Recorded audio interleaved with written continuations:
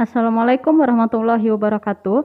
Hari ini kita akan melanjutkan materi subtema 2, manfaat hewan bagi kehidupan manusia. Kemarin kita sudah menyelesaikan subtema 1. Nah, sekarang kalian bisa langsung buka bukunya halaman 37. Nah, di situ ada cerita bergambar. Ayu berkunjung ke rumah nenek. Saat berkunjung, Ayu melihat angsa-angsa piaraan nenek. Angsa-angsa itu tumbuh dengan baik. Nah, di situ ada percakapannya. Ibu akan membacakan. Wah, angsa-angsa itu sudah tumbuh besar ya, Nek. Ya, Ayu, nenek dan kakek selalu merawat angsa-angsa ini.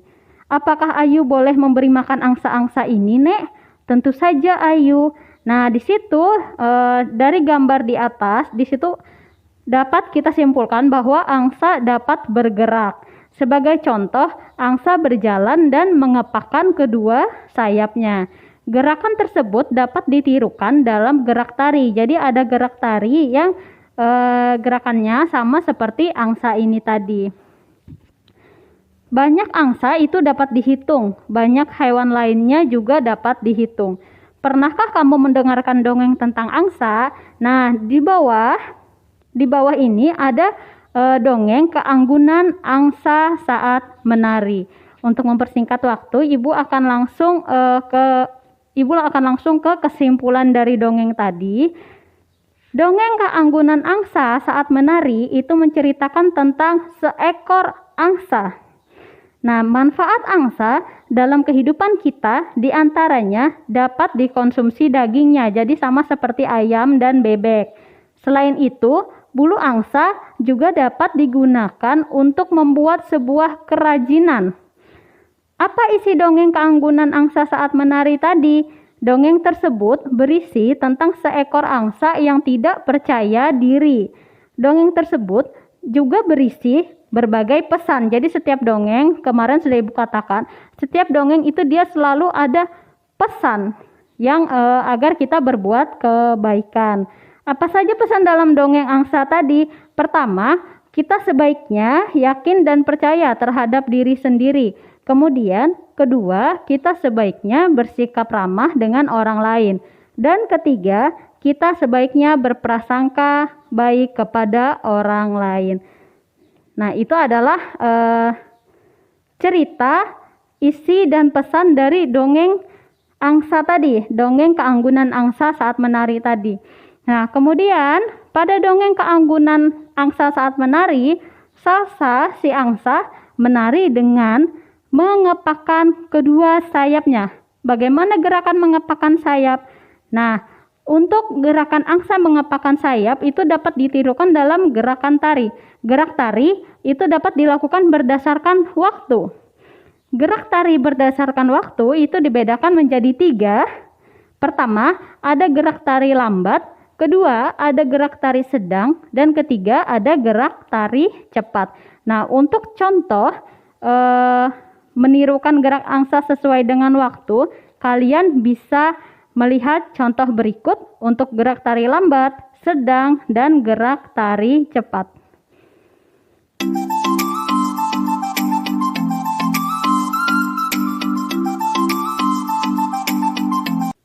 Nah, tadi kalian sudah melihat gambar angsa, gambar untuk contoh gerak menari seperti angsa mengepakkan sayapnya dari gerak tari lambat, sedang, dan cepat.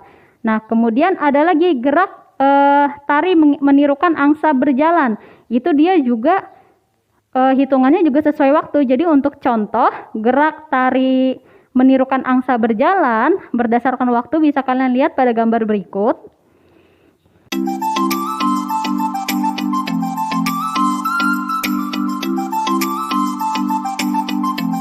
Nah, tadi kalian sudah melihat contoh gambar gerakannya. Kemudian kita langsung melanjutkan ke halaman 40. B. Menuliskan sifat pertukaran perkalian dua bilangan.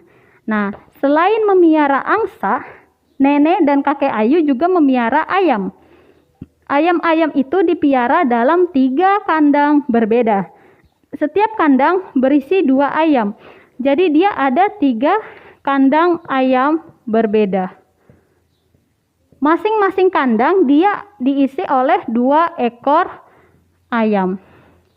Kemudian, berapa banyak ayam seluruhnya?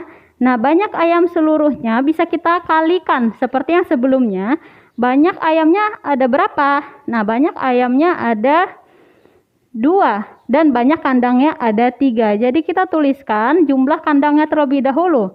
Jumlah kandangnya 1, 2, 3. Kemudian kita kalikan dengan jumlah jumlah ayam yang ada di dalamnya. Jumlah ayamnya ada 2. Berarti 3 dikali 2. Bagaimana cara menghitungnya? Nah, sekarang kita menggunakan sifat pertukaran tadi.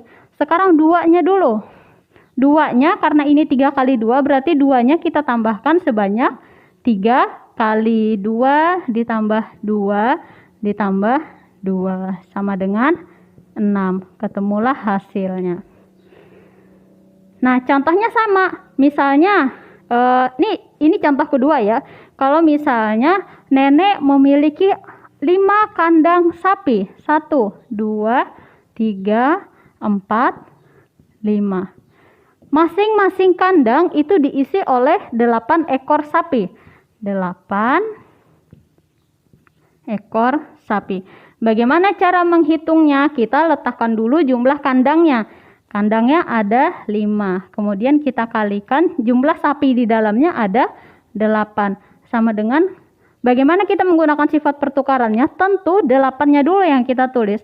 Karena di sini 5 kali 8 berarti 8-nya ada 5 kali. 8 ditambah 8 sampai 5 kali ya. Itu 2, 3, 4, 5. Maka hasilnya adalah 40. Itu adalah sifat pertukaran pada perkalian. Nah, kalau kita menggunakan sifat yang memang pertukarannya tanpa kita menggunakan penjumlahan, kita sama seperti kemarin. Misal di sini ada 3 kali 2. Berarti kalau pertukarannya bagaimana? Kita balik aja. 2 dikali 3. Kemudian ini 5 dikali 8. Bagaimana pertukarannya? Tentu kita tukar saja. 8 dikali 5. Itu adalah sifat pertukarannya. Jadi kalian bisa menggunakan cara yang ada penjumlahannya dan cara pertukarannya. Diingat, jika pertukaran, sifat pertukaran itu dia hanya membalikkan hurufnya saja. Yang awalnya 5 kali 8 menjadi 8 kali 5. Begitu. Nah, sampai sini kalian paham? Jadi dia berlaku rumus sifat pertukaran A dikali B sama dengan B dikali A. Itu adalah sifat pertukarannya. Sampai sini kalian paham? Jika sudah, kita akan melanjutkan ke pembelajaran 2 halaman 43. Silahkan buka bukunya halaman 43. Di situ ada dongeng lagi, sama seperti sebelumnya. Ibu akan langsung membacakan kesimpulan dari ceritanya. Di situ ada dongeng kisah 2 kucing. Nah, dongeng itu menceritakan apa? Jadi dongengnya itu menceritakan tentang hewan yang disebut fabel. Jadi hewan itu disebut fabel. Dongeng kisah 2 kucing termasuk dalam fabel. Jadi apa itu Bu fabel? Fabel itu adalah dongeng yang mengisahkan tentang hewan. Nah, siapa saja tokoh dalam dongeng? Dari dongeng kisah 2 kucing tadi, apa isi cerita dongeng tersebut? Nah, jadi tokoh dalam dongeng itu terdiri dari kakak kucing, adik kucing, dan seekor harimau. Isi dongeng tersebut menceritakan 2 ekor kucing yang tersesat. Saat tersesat, mereka hendak dimangsa oleh seekor harimau. Akan tetapi, mereka bisa menyelamatkan diri. Nah, apa Bu pesan yang ada di dari dongeng kisah 2 kucing tadi? Pertama, itu saling menyayangi dengan saudara. Kemudian kedua, tolong menolong ketika saudara membutuhkan pertolongan. Itu adalah pesan yang tersimpan di cerita kisah 2 kucing tadi. Ibu ulangi, kalau dongeng itu menceritakan tentang hewan, itu dinamakan fabel. Nah, sampai sini Ibu akan lanjutkan. Sikap tolong menolong itu akan mempererat persaudaraan atau hubungan antar anggota keluarga. Sikap tolong-menolong juga diterapkan dalam keluarga Ayu. Tidak hanya keluarga Ayu, semua keluarga juga harus menerapkan sikap tolong-menolong tadi. Mereka merawat dan menyayangi hewan piaraan. Mereka juga sabar dan rajin saat merawat hewan piaraan. Nah, jadi masing-masing keluarga itu dia pasti memiliki keberagaman sikap yang berbeda. Jadi ada sifat ayah, ibu, kakak, adik, dan yang lainnya itu pasti berbeda. Seperti contoh di sini, ada ayah sifatnya bijaksana, sabar, ibu sabar, penyayang, Kak Laras rajin dan ceria. Kemudian Ayu sifatnya disiplin, kemudian mandiri. Dan Raka ceria, suka menolong. Nah, jadi mereka dalam satu keluarga itu tidak memiliki sifat yang sama, tetapi memiliki sifat yang beragam pula, berbeda-beda. Sampai sini kalian paham? Nah, kalau sudah, kita akan melanjutkan ke mengetahui gerak mengayun dan meliuk dalam permainan sederhana. Nah, di situ kalian bisa lihat, di situ ada contoh mengayun satu tangan ke atas dan meliuk ke kanan dan ke kiri. Untuk contoh mengayun satu tangan ke atas, kalian bisa lihat. Itu adalah contoh dari mengayun tangan ke atas. Jadi di situ ada berdiri tegak dan kaki dibuka selebar bahu. Pandangan mata kalian lurus ke depan, kedua tangan rapat di samping badan. Setelah itu ayunkan satu tangan ke atas seperti yang tadi Ibu praktekkan. Kemudian ada meliuk ke kanan dan ke kiri, sama seperti sebelumnya. Kita berdiri tegak dan kaki dibuka selebar bahu. Setelah itu pandangan mata ke depan. Kedua tangan diangkat ke atas. Setelah itu liukkan badan kalian. 1, 2, 1, 2. Itu adalah contoh gerak meliuk. Nah, ada lagi kombinasi gerak mengayun dan meliuk. Jadi Ibu langsung praktekkan saja. Contohnya 1, 2, 1, 2. Itu adalah contoh kombinasi gerak mengayun dan meliuk. Nah, sampai sini kalian paham untuk contoh-contohnya? Kalau sudah, kita lanjut ke pembelajaran 3 halaman 48. Nah, di sini ada dongeng lagi nih. Dongeng tikus dan gajah.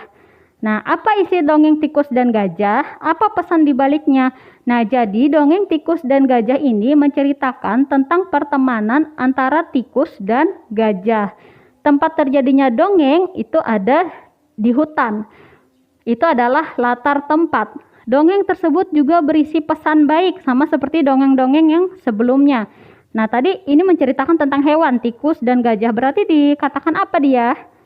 Nah, berarti dia termasuk ke dalam jenis fabel. Nah, dongeng tikus dan gajah tadi sudah Ibu katakan, dia menceritakan tentang pertemanan antara tikus dan gajah tadi. Apa pesannya? Pertama, kita sebaiknya meminta maaf setelah melakukan kesalahan. Kemudian kedua, kita sebaiknya membantu orang lain yang membutuhkan bantuan. Itu adalah pesan di balik dongeng tikus dan gajah ini tadi. Dalam kehidupan, tikus dan gajah memiliki manfaat. Tikus itu dapat membantu penyebaran biji-bijian sehingga membantu perkembangbiakan tumbuhan. Nah, gajah dapat membantu membuka jalan baru di hutan. Jalan itu dapat digunakan oleh hewan lain untuk mencari makan. Gajah dapat membantu penyebaran bibit-bibit tumbuhan di hutan yang melekat di kakinya saat berjalan. Selain itu, kotoran gajah itu juga bisa kalian gunakan sebagai pupuk. Nah, kemudian kita lanjutkan ke gerak tari berdasarkan waktu dan sifat pertukaran dalam perkalian. Nah, di sini ada cerita, Kak Laras menemani Ayu berlatih menari bersama teman-teman. Mereka berlatih menari di aula balai desa. Saat berlatih menari, mereka mengikuti arahan dan hitungan yang diberikan oleh pelatih tari. Gerak tari dapat dilakukan berdasarkan waktu sama yang seperti yang sebelumnya. Dapatkah kamu menirukan gerak tari lainnya?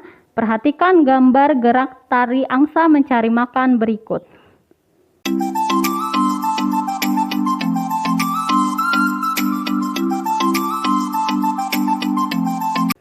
Nah, dari contoh gambar yang sudah kalian lihat tadi, itu ada gerak tari lambat, sedang, dan cepat. Dan waktu menghitungnya pun berbeda. Jadi kalau gerak tari lambat hitungannya 1 sampai 4. Gerak tari sedang itu hitungannya 1 sampai 2. Dan gerak tari cepat itu hitungannya adalah 1. Nah, kemudian ada lagi gerak tari berdasarkan waktu untuk mempraktekkan tari meniru gajah berjalan. Nah, kalian bisa lihat contohnya pada gambar berikut.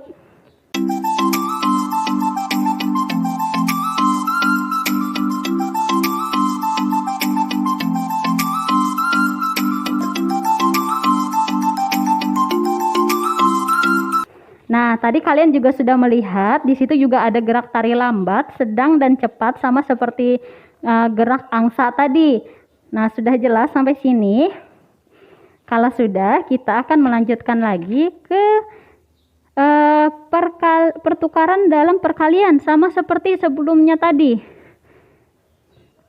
Di sini ada contoh sifat pertukaran dalam perkalian.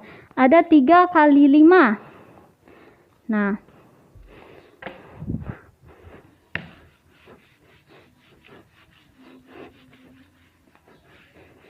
sekarang kita gunakan contoh pertukaran perkalian dengan angka 3 dikali 5.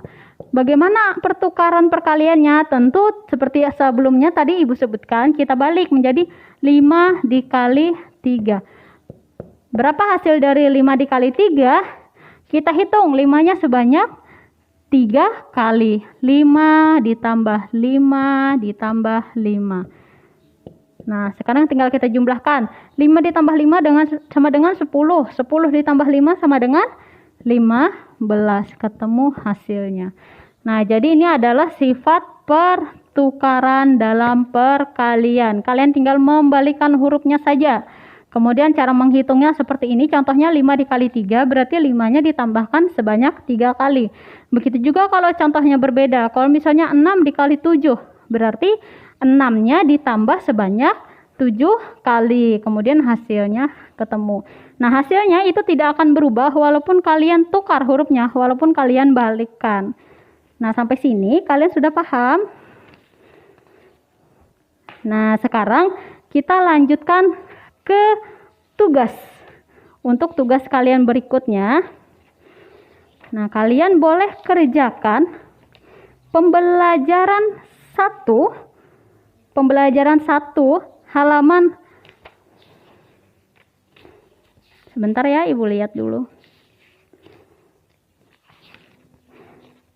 Nah, jadi di sini di pembelajaran 1 tugasnya adalah halaman 41 bagian A saja. Kemudian halaman 46 bagian A-nya saja. Itu pembelajaran 2. Kemudian pembelajaran 3 halaman 52 bagian A saja, sama seperti yang lainnya. Jadi tadi tugasnya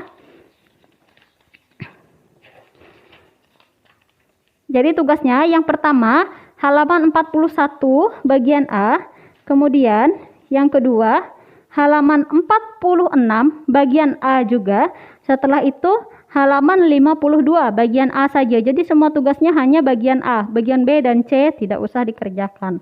Nah, sampai sini Ibu cukupkan. Wassalamualaikum warahmatullahi wabarakatuh.